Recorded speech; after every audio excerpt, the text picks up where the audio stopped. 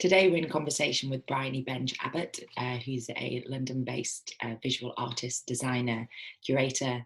She founded Bryony and Bloom in 2013, and we worked with Bryony at the Adventure Uncovered Film Festival. She was the creative person behind the UK Adventure Uncovered map, which we took to all of our tour locations and asked people to come forward and stitch onto the map their favourite places for adventure in the UK, hidden gems and secret spots.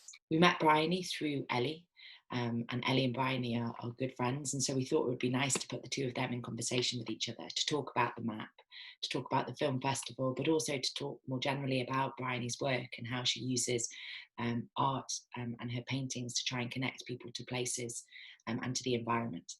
So, over to you, Ellie. Okay, perfect. I'm so excited about this one because obviously, Bryony, you and I go way back. Bryony is somebody that I have admired for years.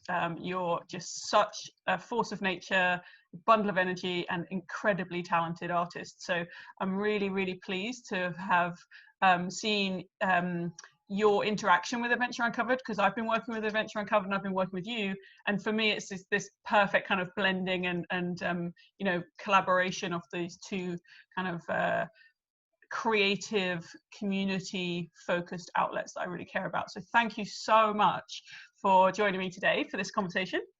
I can see you're in the most beautiful studio. Is this your creative space? It is at the moment, yeah. It's my temporary studio during this lockdown period, but yeah. So I'm kind of surrounded by paintings, which I see you also are. Yep. Background's amazing. So this is what these are two of Bryony's pieces as my background, and you can immediately already see, Bryony, I'm about to ask you what sort of type of art you do, and we can already see a bit of a clue from both of our videos, but could you maybe just start off by telling us, you know, you are an artist, but what's your background and your themes that you're exploring within your work? My work's really inspired by landscapes and by botany, really. So my company name, my studio name is Bryony and Bloom, so the clue is in the title. And yeah, it's really about immersing myself in different landscapes and kind of translating my experiences of that and communicating my experiences of that through paint and other mediums as well, but yeah. And we can see that the keyword there being bloom, Bryony and Bloom, and you've mentioned botanicals, and we can see in a lot of your work. And do check out Bryony's website because it's amazing. And again, it's very immersive, beautiful, colourful, vibrant space. You can see instantly from your work that it is this idea of blooming. And there is a particular quote that kind of inspired the phrase Bryony and Bloom. Oh yeah, it was bloom where you're planted, which I think is actually a Christian quote, but I've kind of taken it really literally. I came across that quote when I was traveling in Kenya, and it just really inspired my thinking about what kind of role my art can play, my public realm art. And for me it means it means growing in any kind of space, despite any kind of challenges or adversity. It's just really about, people thriving, communities thriving, individuals thriving in those spaces and showing the best of themselves and feeling like they're able to really bloom in their own unique, special ways. And it's also been kind of, I've taken it a bit more literally in that I'm also been focusing on celebrating more kind of like weeds or plants that are more easily overlooked, that are kind of just sprouting through the cracks in the pavement or kind of growing through. I think it's extraordinary how plants could just grow through brick walls and just, make the most wonderful kind of appearance in the most unlikely of places. So the kind of lens of my gaze has shifted since discovering that quote as well, in terms of which plants I'm highlighting and why.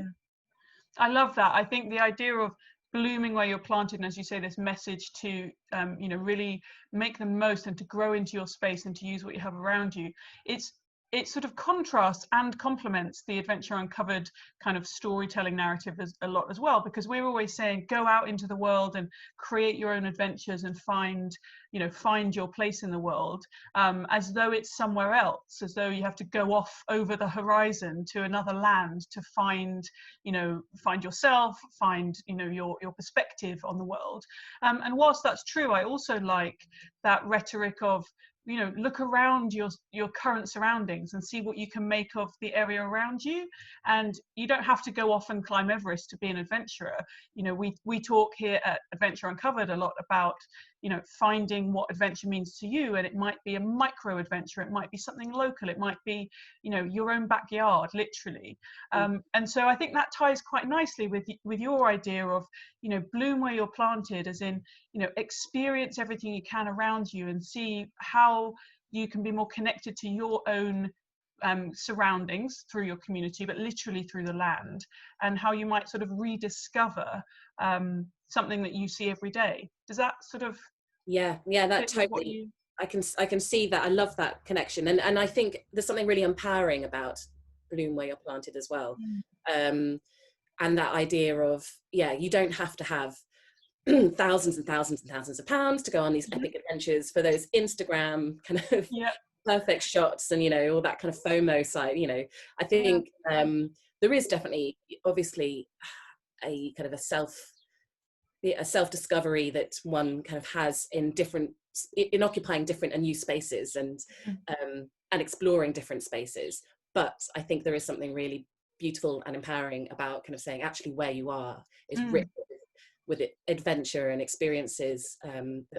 But there's something about the disconnection with our kind of wild instincts as well, that I think is something that's interesting and plays around in my mind whilst I'm painting, whilst I'm planning projects. And how can we kind of unlock that kind of ancient wisdom and that ancient reverence for kind of ritual with the natural environment in ourselves? We all have it, and I think we become so isolated and shut off from that part of us. That's really important, that sort of two layers really of connection that you've talked about there. One is that idea of either encouraging us to go out into the wild and explore these places and have that physical earthing and the kind of fresh air and the natural fibers and textures and health of being out in the wild. Then what I really like about your work as well and what you explore is this higher level, this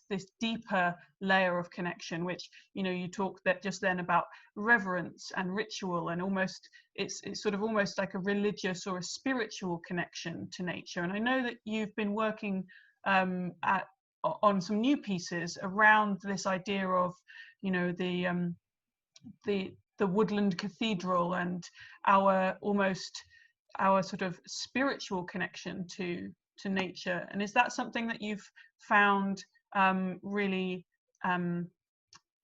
enlightening on your journey with your work?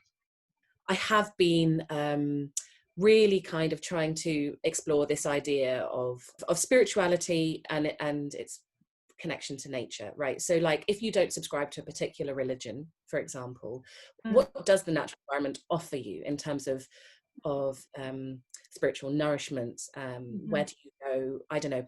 Personally, I've had 2 serious bereavements in the last 6 months of both of my parents, and I have been finding a lot of comfort and I don't know, space to reflect in going into the natural environment. It's been and there's something as well about seeing the seasonal cycles and a real acknowledgement that life goes on regardless, and it's that's a beautiful thing. And there is this cycle of new life and death constantly around you in the natural environment, and I think there's something about that I've needed that to reconnect with that personally. And so my new paintings are really kind of just starting to explore the idea of sacred spaces in nature.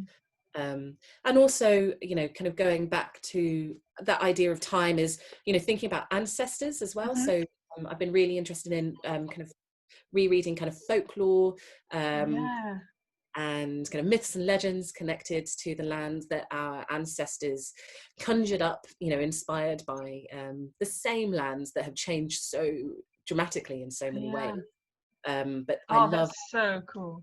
I love that, because for me, you know, when you're talking just then about this idea of, you know, rebirth and life going on and the natural cycle of things, and that being very healing, for me, I sort of see the same thing, even just from a biological, as a scientist, you go into the forest, you see these ancient giants, and then you see these little green buds emerging with this mammoth task ahead of them to, you know, to try and grow up to meet their ancestors. And that idea of generational kind of presence and stability. So I really love that blend, and I think it's something that you know, it's certainly one of the reasons why we were really pleased to have you involved with the Adventure Uncovered map. Can you tell us a little bit about what this sort of meant to you, what the story is there behind this beautiful map that we now have at Adventure Uncovered to take around all of our film festivals with us? Yeah, so the map idea came about when I had a phone call from Rosie, telling me about the film festival that was upcoming, and she said that everyone was really the Adventure Uncovered team were really keen to find a way to enable visitors to the film festival, attendees to the film festival, to contribute their recommendations and their tips for adventures local to home, so staying within the United Kingdom.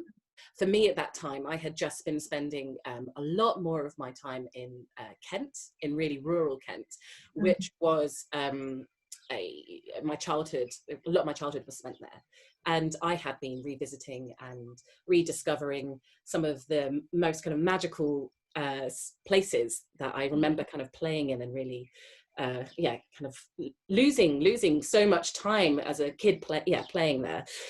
So it needed to be lightweight, it needed to be portable, it needed to go to all of the different film festivals.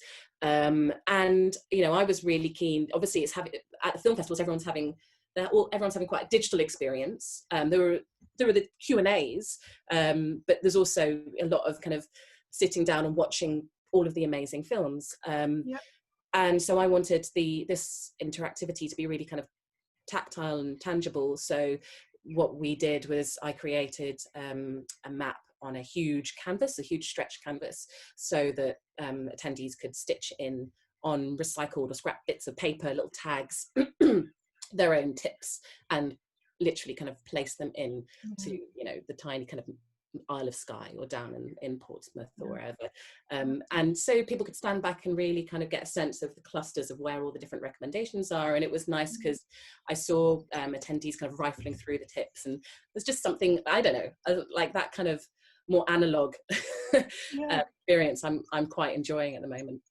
And it was things like that, that really I really loved about the tips was you get the best kind of camping spots or the best kind of beaches, and you know, those kind of tips, but also people are saying don't forget to stop off at this chippy or check out that tea room, or you know, and it's just, and there's lovely kind of the best pie ever from this pub or whatever, you know, and it's just and then it's really lovely to be able to kind of follow those recommendations. I don't know, you've got that personal connection in mind when you're actually then going to have that fantastic party as part of your mini UK adventure. I think that's just a really lovely quality to this map. It's just so much more human, isn't it, really? And I think what's lovely is, so I'm obviously quite new to the Adventure Uncovered community, but I get my experience of it so far, and my sense of it is that it is such a generous community and everyone really wants to support and help each other. And so this is just a really lovely way, now that it's becoming a digital interactive as well, to really open up those tips, recommendations, you know, to anyone who wants to be to join this part of this community and benefit from the knowledge and experience that they have. And yeah, it just feels so much more personal, human, intimate. I guess there's an intimacy about it, isn't it? Like you can picture that person, even if don't actually know them, and it's just digitally, like it's just, you can picture someone else taking that part rather than just like a guidebook or whatever. It's yeah. Totally. I love the way that what you've done is use your sort of art and this idea of the analog and the interactivity of it to really create something that everybody can get involved with. So yeah, it's much brilliant. more inclusive, and that's the thing that I love about any kind of project I'm involved in. If there's a way to make it really inclusive and open it up so that others participate or be kind of enriched by it or inspired by it, then sign me up. I love those projects. Tell us about your latest project. Yes, so my new project, it came about really as I was reflecting on how blessed I am right now to be in the Kent countryside during this lockdown, during the period of isolation and social distancing. It's just, you know, the healing power of art, just picking up a pencil or a paintbrush and just what that does to your blood pressure, and experience and the knowledge of the healing power of being in nature as well, kind of combined to come up with this idea of zines, of colouring zines. So these zines, the collection is called Roots, and there's I've launched with just 2 at the moment, but I'm working on a 3rd, and there's many more to come. And they are all kind of shining a light on a different aspect of our botanical heritage here, right? So they're a mixture of kind of they're kind of like artist sketchbooks, so they're full of all of my drawings, my illustrations, but I've modified them so that people can colour them in. Amazing. And then I've also got some kind of notes, which are some are more kind of botanical, scientific, and others are little folklore stories or kind of more kind of like childhood remembrances, you know, and they each raise money for different charities, because I'm also, you know, we've also been hearing so much about how different charities are really struggling right now to cope with this pandemic, to keep their operations going. The funding has all, you know, and will be really affected. So for me, it felt really important to use these zines as a way to raise some money for some of those charities that are doing really kind of vital work right now. It sounds amazing. I love the combination that you haven't just done a colouring book, and as we know, adult colouring books are all the rage and really phenomenally powerful in terms of mental health. I was lucky enough to be able to do some painting with you in Tobago, and it really is such a meditative, sort of almost trance-like, peaceful and calming. It's just such an amazing experience just to sit and colour. And I'm not an artist at all, so for me, you know, colouring pencils or a paintbrush is very alien, and yet I just found it, you know, very relaxing and calming. So can you tell us about the two first editions, the 2 first themes, and which charities you're supporting with those 2? Yeah, so I'm started with 2 zines that support St Mungo's, the homeless shelter, and Rape Crisis England and Wales. They're called the one supporting St Mungo's is called Resilient Roots, and the one supporting Rape Crisis is Spring Roots. I've worked with both of those charities before. I've created artworks for them. So they are they're small little A5 booklets, and they are just jam-packed with facts and folklore, basically. And they're £12.50, and yeah, 50% of all profits are going towards those charities, and there will be more. So, and we should say as well, something I think is lovely is that it's not just the financial profit which you're generously donating to the charities, but they will also then receive copies of those zines themselves, so that they can be given out to the people who use those particular charities. Yeah, absolutely. I'm so pleased about this. The charities both said that colouring zines and activities like that right now are just in huge demand for clients, and are supporting the counselling and the therapy work that the charities are providing at the moment. So I'm so pleased to be able to send those to those charities. In fact, I'm after this call, I'm going to the post office to send a huge pack. Oh, fantastic. Oh, well, we won't keep you any longer then. We'll let you go and post those zines out to the nation. I'm really excited for mine to arrive. I'm really excited. I've sent them to, you know, friends and family and so on. I really hope everybody gets behind these zines. I think they're just fabulous. fun, it's an activity, it's going to keep us busy, it's also going to keep us sane, as well as learning some great things and being immersed in some brilliant folklore, and of course helping some really fantastic causes. So where can people go to order some copies from you? They can go to my online shop on my website, which is bryonyandbloom.com.